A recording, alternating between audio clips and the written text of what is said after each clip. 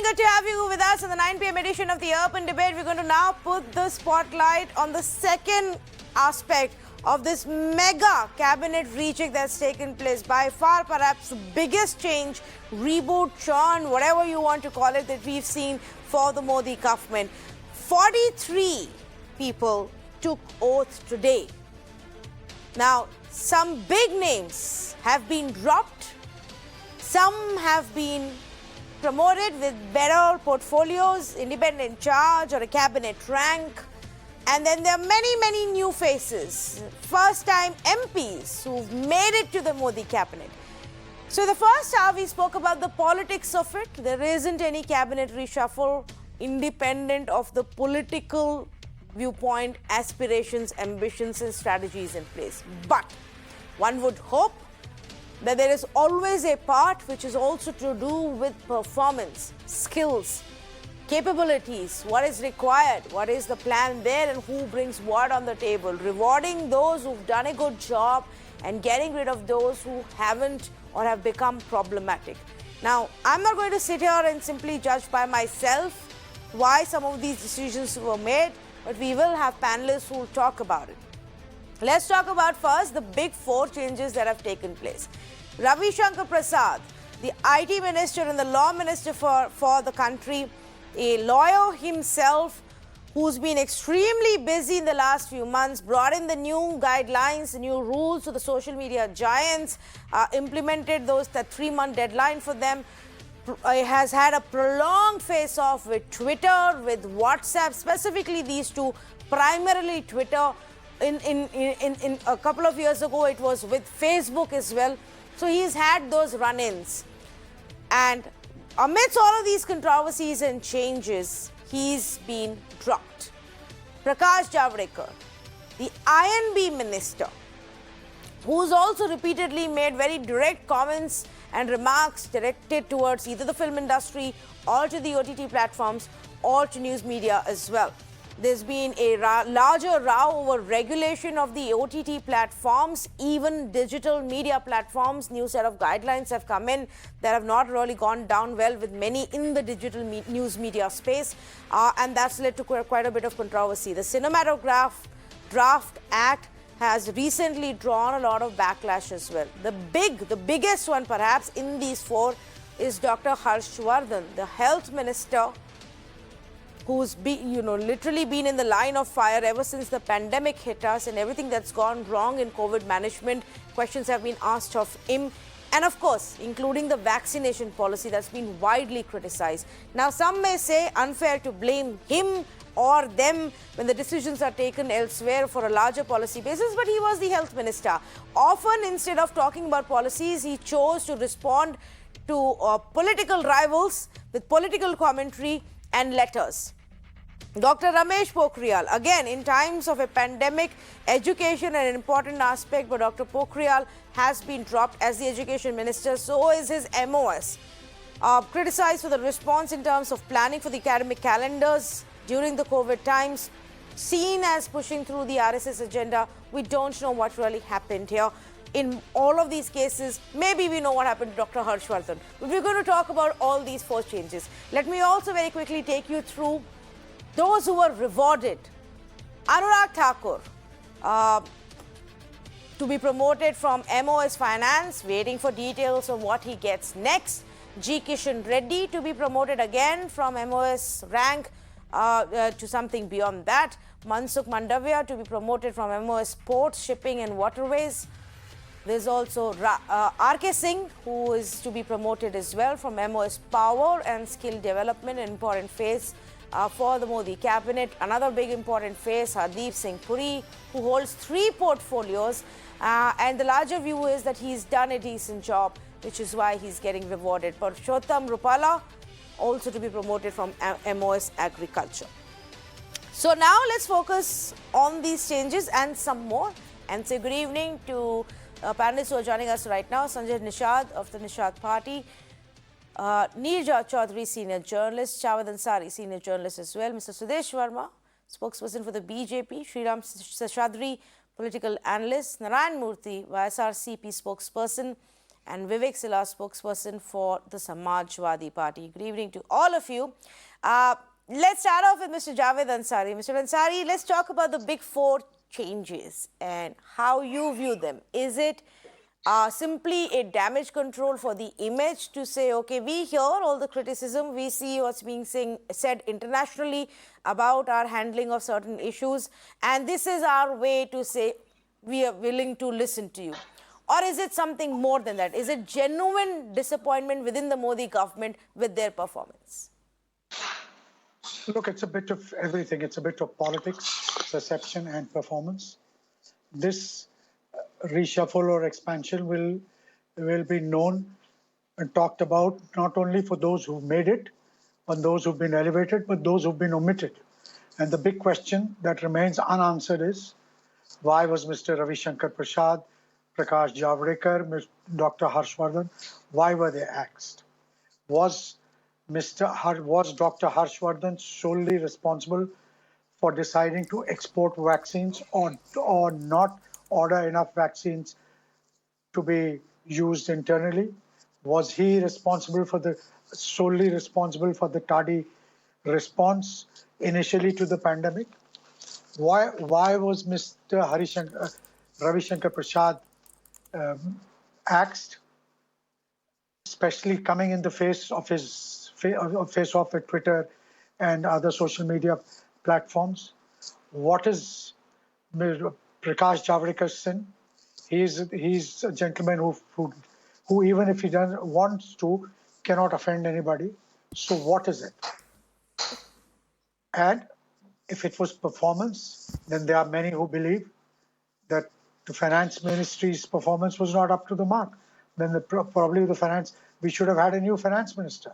So you leave the big four or big five intact and you change everybody else, because perhaps if you had changed one of the big five, then the impression would have gone that, oh, there's something seriously wrong with the tone and tenor and direction of this government. Here you can blame it on individual underperformance rather than on the top leadership. Okay. This is also an exercise. To try and restore some of the social imbalance, especially in the states like Uttar Pradesh that are going to the polls. The current Uttar Pradesh government has come to be identified either, for one reason or the other, with a particular community. The Prime Minister has now decided to try and expand and recreate that social base which propelled the BJP to power in Uttar Pradesh, and therefore the focus and importance given to non-Yadav OBCs and the attempt to enlarge the social canvas, to enlarge the social footprint of this alliance. And in fact, that's reflective not just for Uttar Pradesh, which is obviously very crucial as a state that goes to election next, and also as a state that will play a key role in the general elections as well. But I think the larger social engineering message is there across the board in many other states as well. And we did discuss it, in the last 1 hour. I just want to, and we will come back to it, but I just want to very quickly also bring in Sriram Seshadri on this aspect. Why do you think, Mr. Sriram Seshadri, it was time for Ravi Shankar Prasad, Prakash Javadekar, Dr. Harshvardhan to go? Good evening, Tanvi. I think there has been a general perception that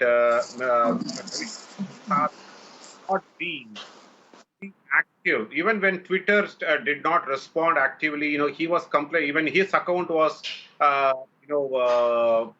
locked for some time. He was complaining on the Twitter media rather than taking stern actions. I think he was looked to be not taking a stern actions and not communicating. I think these are some of the general perceptions in the last several years that, he's been very not so aggressive to push things. And same with Prakash Javadekar. I know, excellent, wonderful people. Individually, they are all great people, and especially, acted as a very good spokesperson for the party and then communicated well.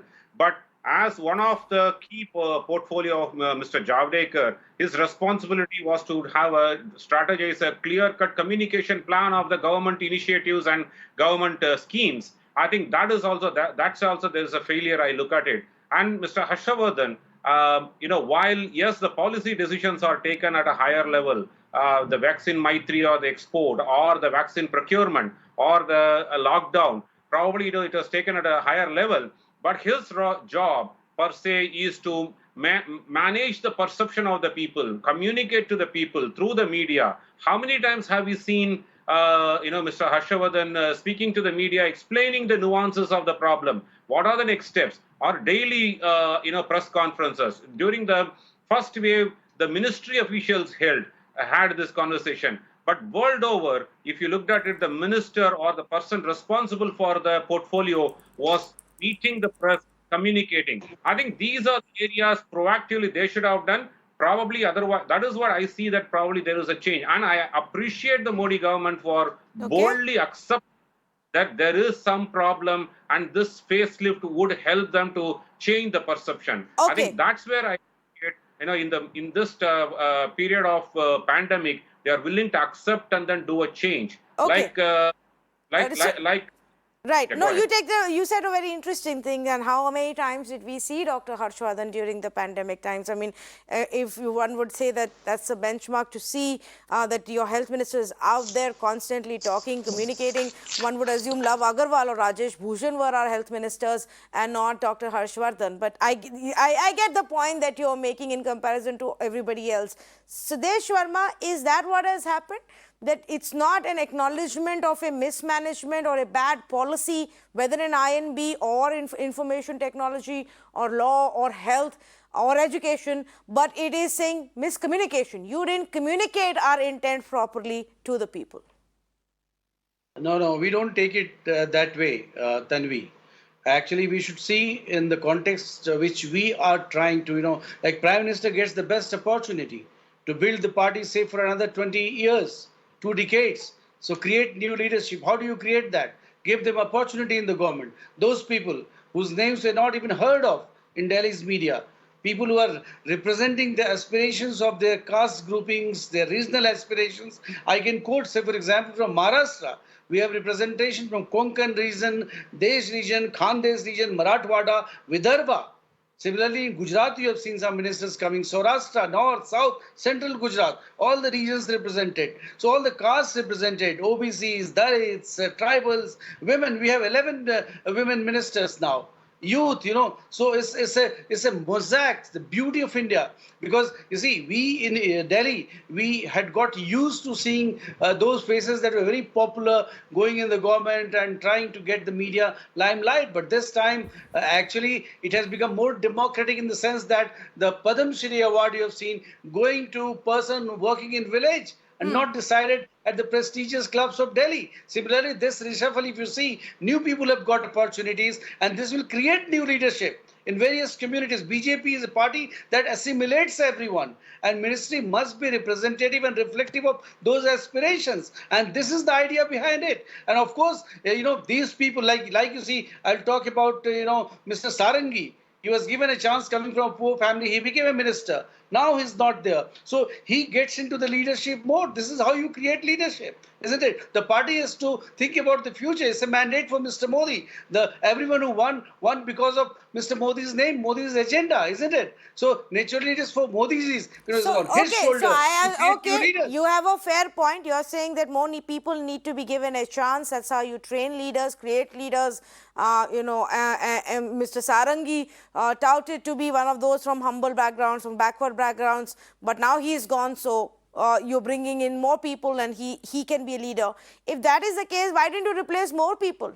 Why are there still ministers who are being criticized any which ways for their work? You could have gotten rid of so many more of them. The Congress already has the list and brought on more new faces, Mr. Verma. You see, Tanvi, those people, because I watched all the television channels and I was also participating in the debate, the way media is trying to say somebody has been punished because he didn't do such a thing. It's not the case. Tomorrow you will see some new role comes up for which they are, maybe better equipped. The party thinks that they should be used there, isn't it? Maybe there is a reshuffle in the party where they get good positions, because finally this reshuffle, this intermingling from party to government and government to party, the movement must go on. No, no, For the fair party to enough, become which is more and why more we don't want to inclusive. assume what has happened here, and we are asking and trying to understand the rationale behind the decisions, and which is why I have journalists, political analysts, various party representatives here. Let me bring in some of those party representatives as well, and let me ask Vivek Silas this question of the Samajwadi Party, because one key takeaway, Vivek, is also on what has been the choice for Uttar Pradesh. Equal representation, more representation for backward castes, for scheduled tribes and scheduled castes, because that is what BJP is, all inclusive. You agree?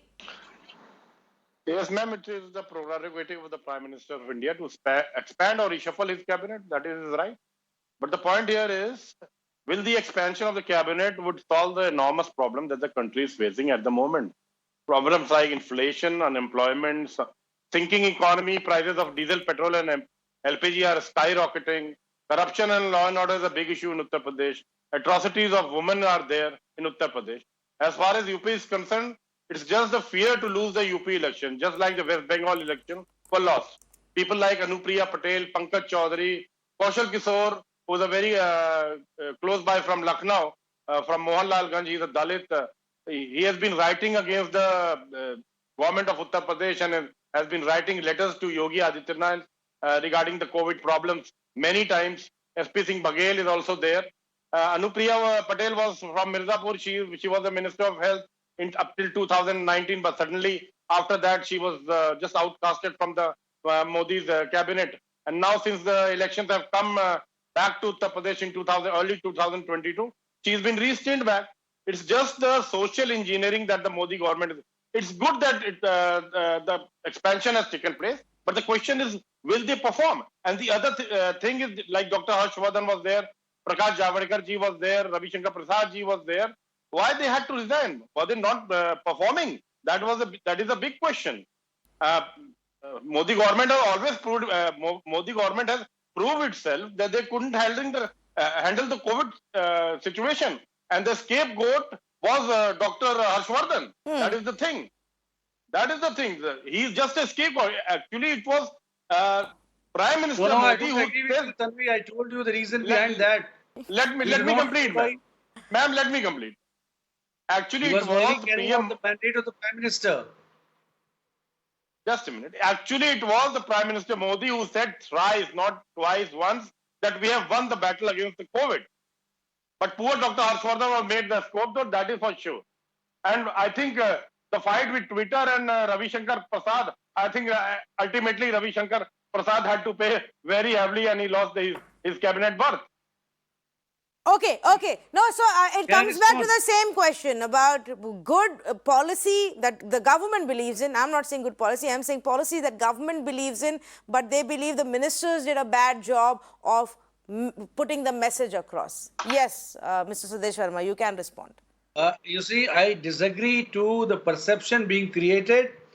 Dr. Harshvardhan has been extremely efficient. He has been a minister for such a long period of time.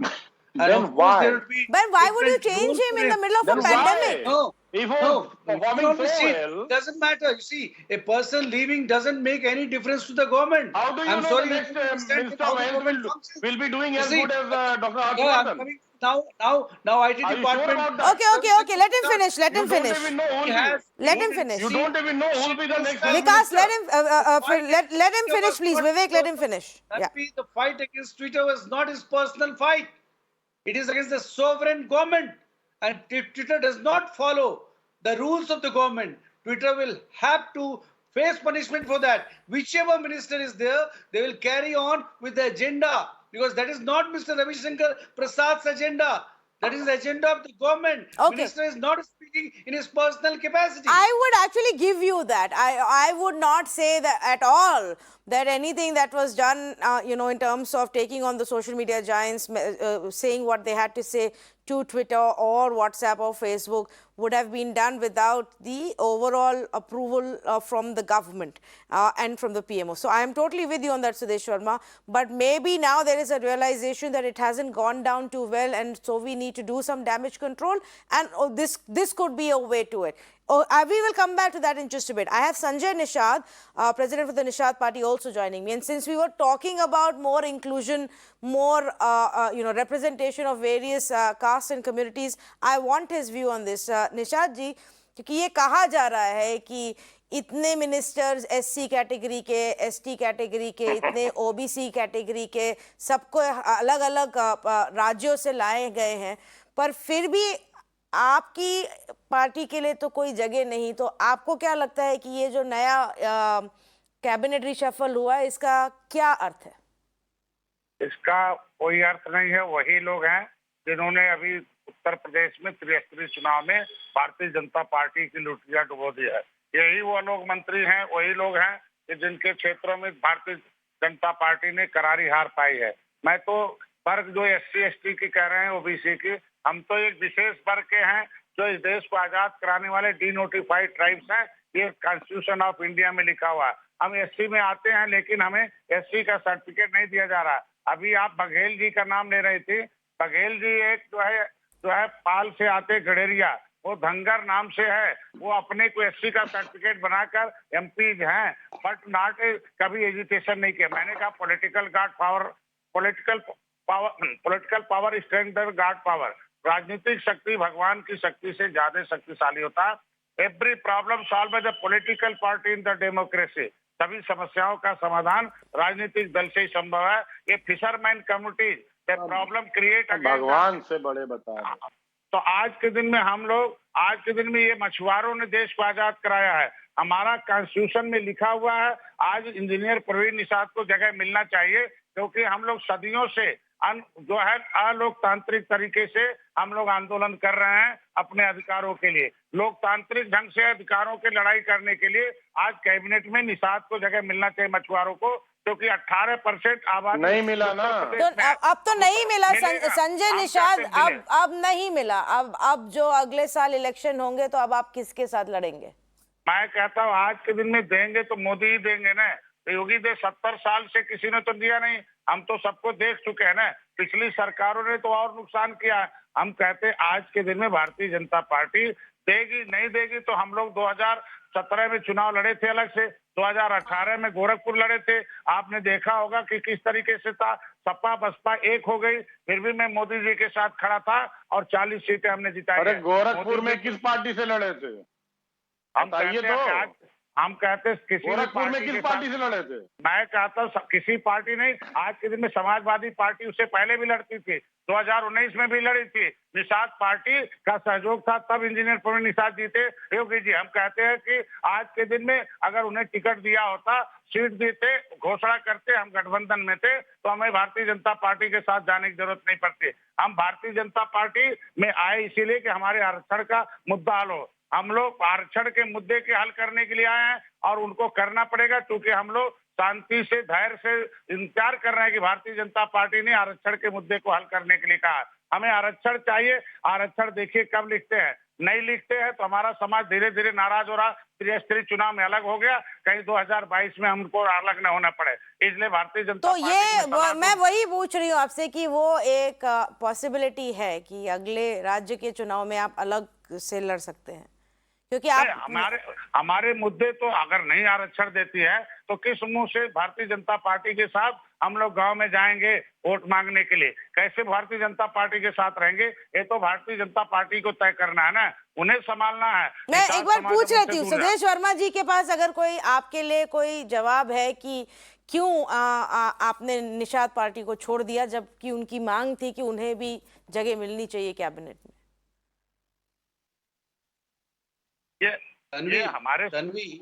Tanvi, for your clarification, I'll speak in Hindi because you have asked me in Hindi.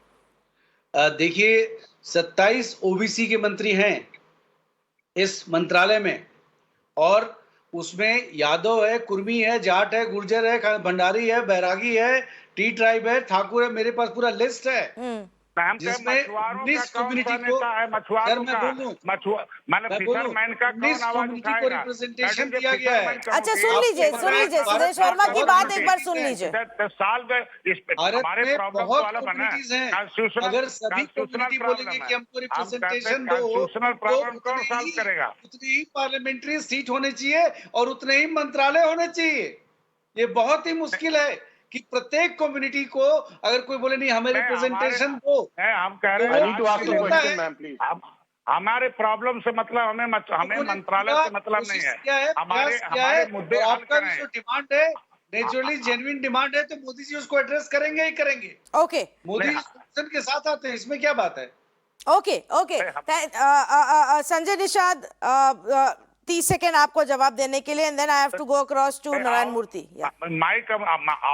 our community, the problem, most problem is the constitutional right. Is the Majwar, Gaon, Turiya, Kharwar, Bardal, Kharot, Koli in the Constitution of India. But sub name of the fisherman community include in the OBC. Then problem. I am not a SC in the UP, but I am a SC in the Constitution of India. हमारी समस्याओं का समाधान भारत सरकार कर सकती है, मोदी जी कर सकते हैं, और कोई नहीं कर सकता। पिछली सरकारों ने तो हमारी फाइल गायब करा दिया। तो मैं तो उम्मीद करूंगा कि अगर मछुआरे के बेटे को आपने मंत्रिमंडल में नहीं जगह दिया, हमें उससे नहीं मतलब है। हमारे मुद्दे हल होने चाहिए, हमारे अड़चन हल होने चाहिए। तो चलिए इस बार नहीं तो शायद अगली बार, संजय निषाद इस बार नहीं तो शायद अगली बार। थैंक यू सो मच, धन्यवाद हमसे बात करने के लिए, हमारे साथ ज्वाइन करने के लिए। I want to go across to Narayan Murthy as well. Narayan Murthy, a lot of debate right now in terms of the changes is about who has been brought on board and who has been dropped. Is this reshuffle a sign of rewarding those who've performed well and replacing those who haven't?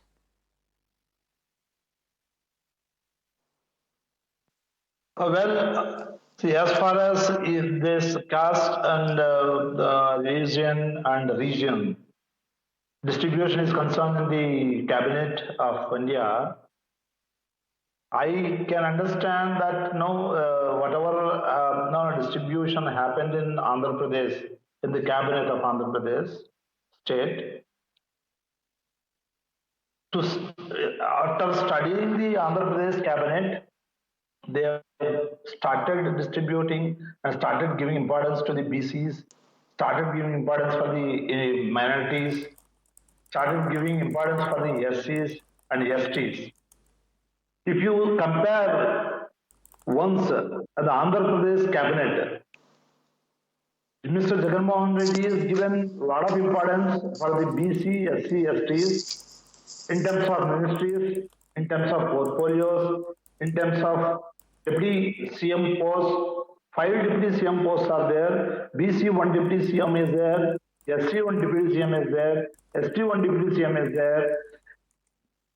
Then Mr. Jagan Mohan Reddy distributed the power to weaker sections, minorities, all castes in Andhra Pradesh. Now, Mr. Modi Sarkar, Mr. Modi has seen the development and the distribution of the political power to the weaker sections in Andhra Pradesh. He started giving importance for the other castes and other religions in Parliament also, Lok Sabha, whatever cabinet is there in the center. Now, not only this, Andhra Pradesh is a step ahead in terms of local body distribution of the power to the weaker sections, backward classes, backward caste, all people according to the population ratio. So one thing we have to keep it in our mind, Jagan Mohan Reddy ji is implementing a power distribution, implementing a development distribution according to the region. So that's exactly what Mr. Narayan, BJP seems to be saying as well. Then why were you or your party not keen on coming on board and becoming a part of their cabinet? Yeah, definitely. According to Andhra Pradesh Chief Minister Y.S. Jagan Mohan Reddy ji is not joined in terms of even elections in 2014 and 2019 also, we have not taken any party support in the election and also after election, after coming to the power. So even BJP doesn't have any stakes in Andhra Pradesh and they have not joined with us in the election. And YSR Congress party is concerned. Party is going alone, and alone we secured 50% of the voting percentage in Andhra Pradesh, and majority is 151. We scored out of No. 170. Okay, got your point. You don't need it. You don't need any other party support. So far, you've been, well on your way. You've managed well. I want to bring up another point and go back to some of our experts and to to Neerja Chaudhary first, and then we'll bring in Shriram Sheshadri as well. And that is about the ones who seem to be getting a promotion now. Will it be fair, Neerja, to say that all of these MOS who may get a bump up are necessarily being given that for their governance performance, or is there also some amount of political angle involved there? Look, I think if we look at the whole exercise today, which we are still, the implications of which we are absorbing, and I think the fuller picture will come when we know where how the portfolios are distributed, whether there's a further rejig there. I think overall, Mr. Narendra Modi is fashioning his own Modi team. In 2014, the Advani Atal era came to an end. 2019, the generation next, which was billed as generation next, which is Arun Jaitley, Sushma Swaraj, many of them, then they went. There was Pramod Mahajan earlier, there was Anand Kumar, Venkaiah Naidu went to become vice president, etc. That came to an end. There were remnants of that in this cabinet. Rajnath Singh is still there, and Ravi Shankar Prasad, Prakash Javadekar. Today, what we are seeing is completely Modi picking up his own team, 14 new people, leg up to what you're talking about promotion, those he thinks that have done well. Essentially, I agree with somebody who said he's looking beyond. He's looking at 2024. Of course, he's looking at 2022, 2023, winning those elections, 2024. Today, I feel he's looking beyond 2024. That's point number one I want to make. Point number two is the inclusion part. There has been criticism, of party being exclusivist. Today, we are seeing every state represented, in the OBCs, different OBCs represented, women, Dalit, regions like in UP, of course, Western UP, regions of Maharashtra. So it is, saying I am representative of the whole country, look at my cabinet. Whether it's going to deliver that cabinet much will depend on, so far the ministry functioning has been PMO-centric. Will the new ministers have to look over their shoulders all the time again, just following orders, or will they be given more elbow room to come up with new ideas, innovation, make mistakes, as you have to do, you will do if you take decisions. Will that style of functioning also change is, to be seen. My last point on, Harshvardhan and those dropped. Again, the principle of accountability, and he's come in for criticism, not just in India, but in the Western world, which has been very sharp, and the media in the West has reflected this. Somewhere what has happened today is also to counter that. But in a parliamentary democracy, the principle of accountability has to be enforced. Mr. Harshvardhan may be a good man, may have been following orders of the PMO, and had somebody not been made to take responsibility, and the entire team has been made to take responsibility in health, it would have been the Prime Minister. The anger would have been directed right at the Prime Minister. It's been very skillfully, deflected. And of course, I would welcome it because it must be done, a principle of accountability. You were the leader, you must take the rap. Now, it's more mystifying what's happened with Mr. Javadekar and Ravi Shankar Prasad, because they're old hands, they were following the orders. But somewhere, I think there is unhappiness with what I would call handling the media, handling the courts, maybe a new information policies on the anvil. Maybe they are part of, a baggage, and he wants to move on with new people. We have to understand that process much more. But I think it is really shifting gear of a kind, one didn't expect this kind of a far-reaching shake-up. But again, I come to it, as far as you and I are concerned, we want to know what is in it for us. It may be sending the rich in symbolism, but in delivery, we want to know how is it going to affect our lives. Petrol 100 rupees, prices going up. How is that going to be handled by this regime? Yes, but if there isn't an acknowledgement that the policies themselves are problematic, then will that really change? Does your and my life change at all if it is only about politics and messaging, Mr. Seshadri? I think, I look at it in two ways. One eye on the political compulsions and political accommodation. I wouldn't say compulsion, but accommodation.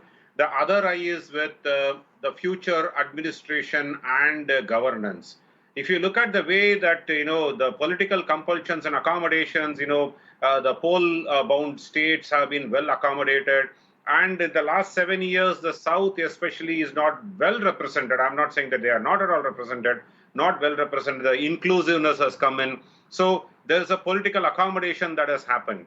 On the contrary, that, when you want to look at the future of the administration and governance, and that's where, you brought in several ex-bureaucrats and professionals into the cabinet, and who will be able to probably manage it better than or better for the next 2 years. I think, he's eyeing for the 2024, like Neerja Chaudhary said, that, next subsequent elections, UP, Karnataka, Gujarat, and Northeast, all those elections, Punjab, are all coming up before the parliament elections. And one needs to build that perception for which the delivery mechanism has to be pick and span. I think, you need to leave the old baggage and then, deliver. And that's when one can make the mark. And definitely next 2 years is what he has time, 24 months time, because 2024 is going to be an election year, and then you can't make much of a headway at that point in time. I think both combined together, political compulsion, accommodation, and delivery for the future, is what has made this rejig, in my opinion. Well, very, very curious right now about what the portfolio allocations will be, especially for some of these key ministries, Mr. Javed Ansari. Sudesh Sharma said a lot of these faces were already known, well established, but it's time to bring in new faces. And I think I will be personally watching out for if any of those are actually given responsibilities for INB, for information technology, for health or education. Mr. Javed Ansari. Well, obviously, these are ministries which are vacant, and so somebody will have to come and fill in those vacancies. It's important to note, who will be the HRD minister, or for some, it would be very important to see who becomes the next commerce minister. But the fact is, like Neerja pointed out towards the end of this thing, that how do you tackle the core issues? I am, for instance, very curious to know what the government has in mind, what my Prime Minister has in mind to tackle. How is this government going to tackle the farmers' unrest? What are they going to do about the skyrocketing prices of petrol and diesel? How are these issues going to be tackled? It's not enough. You manage the perception. Now, what about the delivery? Because this perception will dissipate. Managing optics is one thing, but it's also very transitory. It dissipates in a matter of time. Because if the on-the-ground delivery is not there, and that's going to be this government's big challenge. You can bring in any number of faces, get all the social combinations and permutations right, but if you don't deliver, ultimately it's going to be the economy. And right now, people are hurting, and hurting very badly. And unless this government, unless the Prime Minister can do something about that, this is going to be a very difficult task. So, in fact, in reference to that, we had a conversation before all of you joined us where many, again, experts were of the view, Mr. Javed Ansari, that a lot of the caste-based inclusion and region inclusion and social engineering is also being done keeping that in mind, because you know, these are the classes that have been impacted the most with the pandemic and the economic slowdown. But will that Look, help? this pandemic has been religion neutral, gender neutral, and caste neutral. Yes, those at the lowest strata have suffered the most, but of all of us on this panel, who hasn't suffered directly or indirectly? I've lost family members, I've lost friends, I've lost former colleagues, I've lost associates. So is there a family in India which can say it's unaffected? I don't think so. There are issues that can be taken care of through perception, that can be managed. But there are some issues that cannot be wished away. And that's the economy. The economy is hurting. Everybody is hurting. Even people like us who are fortunate enough to have a roof over our heads, who can have 3 or 2 square meals every day, even we are hurting. What about the farmers' unrest? What's going to happen to that? Unless those are tackled, I'm afraid these problems won't go away. And this exercise will then just remain an exercise in perception and in optics management. Okay, an exercise in perception and optics management. One thing that's very interesting for me, and I want to understand beyond the name and optics, what is it supposed to do, Sudesh Verma, is the Ministry of Cooperation, which my understanding is to further enable the cooperatives culture that has been so integral to our country. Can you shed some more light on the Ministry of Cooperation, and if we know who's going to be heading it? You see, Tanvi, it's a very important ministry, but if you give me just a few seconds, I'll respond to what Javed said. Because see, ministry reshuffle should not be actually seen as an exercise that, to address non-performance, although there will be new energy, and those who were not performing will get a very clear message that despite whatever your station may be, if you are holding a portfolio, deliver as per the mandate of the Prime Minister. Once you have discussed with the Prime Minister, this is how you are going to implement. After that implement, you must get into that operation and must ensure that there is proper implementation. This is how we can reach people. Coming to your issue, cooperative. Country can develop only if the cooperative movement is very strong. Like you see, there was a special ministry of drinking water was set up, isn't it? Water Resources Ministry. Similarly, this cooperative ministry is going to give a big push to cooperative sector in this country. Like there are various self-help groups, there are various farm producers organizations. You have seen that we are talking a lot about that. Many have been set up. So it's best to have one ministry that will look after that as guardian ministry and give a big push and remove all the bottlenecks that come. Because once people get into self-development kind of mode, then nobody can stop this country from growing faster. And that seems to be the idea behind this new ministry. Okay, interesting, and we'll of course wait and see. Fashion ministry. Yes, Mr. Ansari. Somebody just WhatsApped me listening to this debate saying that what this government needs is a ministry of compassion. Modi ji has a lot of compassion, Javed bhai. And it is only because of that compassion that he cares for the poor people of this country. And this ministry also represents the entire cabinet, and the MOS reflects the poor people of the country. First time I'm seeing those people, normally people Lieutenants Delhi don't even rub shoulders with. They are now ministers. That is the beauty of Modi's compassion.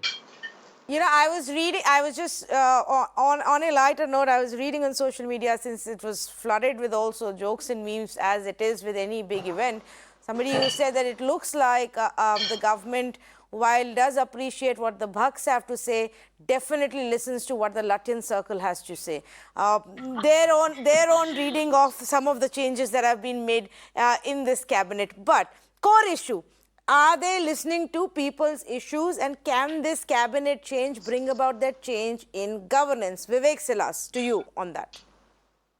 Yes, ma'am. I'll just, as a matter of fact, if you talk about Uttar Pradesh, there were 10 central ministers from Uttar Pradesh just before this. Includes the Prime Minister of India and the Honorable Defense Minister of India. But during the pandemic, none of them turned up from. I'm not talking about the Defense Minister and Prime Minister. They might be quite busy, but I'm talking about the other ministers. But if you see Santosh Gangwar, he was constantly writing to Yogi Adityanath that no one is listening to him. General V.K. Singh, another minister from Ghaziabad, he was quite worried that I am unable to get beds, I am unable to get ICUs. These were the position of the ministers, central ministers in Uttar Pradesh. Even the cabinet minister Brijesh Pathak from Uttar Pradesh in Yogi government was constantly writing to Yogi ji and the cabinet secretaries and health secretaries that no one is listening to that, the district magistrate doesn't take his call. Well, a lot of things were promised in Uttar Pradesh, like 1 trillion economy, smart city, film city, Kyoto, cleaning of the Ganges, but nothing has been delivered so far, not at all. If we see farmers, they are agitating Uttar Pradesh, women are being tortured. Yesterday there was a case in Azamgarh, which was very horrific. I don't know whether your channel knows it or not. Small traders are just on the roads. They are taking loans to run their houses, not for businesses. Okay. Unemployment is the biggest issue in Uttar Pradesh. Sorry, Mr. Vivek, I'm just interrupting you, but we just now beginning to get in some details. The entire document is not with us, but we do know that there will be one minister for health and chemical and fertilizers, and that is going to be Mr. Mansukh Mandavia. Mansukh Mandavia, who's a Rajya Sabha MP currently from Gujarat. Correct. Yeah. He's from Gujarat, who's taken oath today. A Patidar leader, known for his Padyatras, where he covered long distance on foot for noble causes at that time in his initial years of politics, in spreading awareness in villages. He organized his first yatra as a legislator in 2005, when he walked 123 kilometers through 45 educationally backward villages in Palitana to advocate girls' education. So he comes from Gujarat, one of those inducted from Gujarat. And maybe given this charge now. He was MOS even between 2016 to 2019, if I am not mistaken. So that is one. The other, we were just talking about Cooperation Ministry, and Mr. Amit Shah will actually be leading that one. So the Cooperation Ministry is actually going to Amit Shah for all the cooperation that is required on whichever level, and however that vision of the government has to be implemented, that is being given to him. Amongst others, we are given to understand that the key ministry that Smriti Irani already has with her will continue to stay with her, no change there. As and when more details come, we will keep putting these out. But interestingly, Mr. Sriram Seshadri, a leader and member of parliament from Gujarat, Mansukh Mandavia, who's now been given the health, which I think is very crucial, because everybody will watch out for whoever is given this responsibility. It's a very tricky one to take at this point in the middle of the pandemic, when there are so many questions and very few answers. Very true. But the important aspect is, like earlier discussions that we made, the policy decisions are going to be made centrally by the PMO and by probably influenced by the PMO's decisions. But it's important to see the operational level details, the communication, keeping the masses involved, and that is where the minister's role is going to be, in my opinion. Whichever minister who is going to take over this health ministry, I think the policy decisions are still going to be made centrally by the PMO. So I don't think so. Once again, this person is going to Mansukh Mandavia is going to be an operational level leader. And as long as he succeeds in being an operational level leader, and as long as he is able to keep the flocks together, I think there is no problem with that, in my opinion. Whoever is taking this position, the decisions are going to be made by the PMO, and at least we are now. I wouldn't say that we are end of pandemic, but at least we are seeing light at the end of the tunnel. There is a third wave. Experts say that it is not going to be as severe as second wave, or probably we learnt our lessons from the second wave, the spurt of cases, etc. So probably, we are prepared for that, and hence this is going to be more of a operational level, performance is what required from the health minister. I think with that, as long as Manshukh Mandavia is able to handle that, there shouldn't be any problem, in my opinion. Okay, and there were two portfolios actually that Dr. Harshvardhan had. He had science and technology as well. It will be interesting to see if where that goes. Buzz being that it may just go and end up with the PMO. So we'll wait and watch for that. But Neerja, to you on this one. Manshukh Mandavia is the new health minister. Again, I emphasize that it will be very interesting to see for health, education, INB and IT who comes in, because there is a lot already in play. There's a lot of, work that's going on, and they will very quickly have to get at least their communication right to put out the Prime Minister's vision. Look, I'm a bit puzzled by this. Manshukh Mandavia, obviously a man of great trust of the Prime Minister and of Amit Shah, but to be given two heavy portfolios, health and fertilizers and chemicals. I'm a bit puzzled because health itself is going to be a major, major issue. We've already faulted on health. Health is not only health, it has to be health and nutrition. If you look at the feedback that's come over the last 1.5 years of the way young children have been affected, some on the verge of, going because of the poor nutrition, the cutback in programs. Look at the primary health that we need to put in place. Primary health units in every district of India. 7 decades after independence, we don't have them in place. It's a shame. So the new health minister needs to look at not just COVID, but in the context of COVID, the absolutely live and burning challenges that confront us. To give somebody two heavy portfolios is very puzzling. If the Prime Minister sent a message that, look, by axing people, making them accountable, I thought implicit in that message is, I'm serious about health. I mean business of health, but to give it as one of additional portfolios, I'm really very puzzled by that. Well, perhaps it's the same, right? It's more about messaging than expecting that person to be doing a lot of heavy lifting by themselves, because the policies are being devised, designed, discussed and finalized at a very different level than just one minister. I don't know. I agree with what you're saying. And, we're just waiting for some more details to come in terms of portfolio allotments that have happened. Ashwini Vaishnav, who's a Rajya Sabha MP from Odisha, also a former bureaucrat, studied in Harvard and elsewhere, has been given the Railways Ministry. We're also checking if there is more that has been given to him, but he will be the Railways Minister. An interesting phase that we were actually discussing yesterday, if our viewers will remember, as one of the experts who was being brought in, and he's now been given he's been made the Railways Minister. That portfolio has been allocated to him. We're also going to check and see if there is more that is being given to him. Telecom and information technology as well. So he's going to have his plate full. Railways, telecom and information technology. The telecom and IT were the portfolios that Ravi Shankar Prasad was actually holding and managing. Piyush Goyal has also been given the additional charge of textile ministry. I'm not too sure if any of his existing ones have been removed. One would think so. Of course, he is the Railways Minister, and that's now gone to Ashwini Vaishnav. But he's also the Minister of Commerce and Industry, Minister of Consumer Affairs, Food and Public Distribution. And now it seems additional charge for textile as well. So, a little bit about Mr. Sriram Seshadri, about Ashwini Vaishnav as well. Whoever I've spoken to, have had great expectations and great things to say about it. It's actually good to know that he has not been put as Minister of State for Finance, because there would have been a lot of conflict of interest between him and Mrs. Nirmala Sitharaman. It's good that at least he is taking a larger portfolio as railways and IT and communication, with his educational background and bureaucratic background both. And I'm talking about Wharton School, Pennsylvania University, and also being an IAS officer with his administrative background. I think it's a wonderful choice for railways.